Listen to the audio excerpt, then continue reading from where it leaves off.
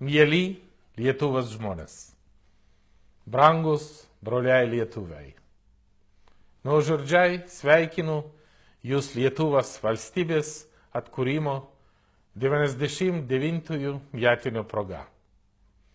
Mūsų broliškoms tautoms šalies valstybingumas bei jo gynyba yra bendras pamatas, vedantis ir Ukrainą, ir Lietuvą pergalės vystymosi ir kleistimo link bendroje Europos šeimoje.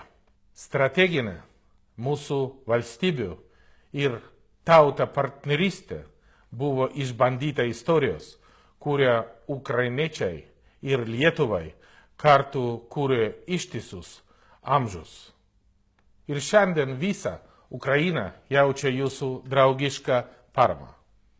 Esame dėkingi Lietuvai už kasdienį politinį palaikymą bei didžiulį praktinę pagalbą. Su švente. Dėkoju Lietuva. Kartu iki pergalės.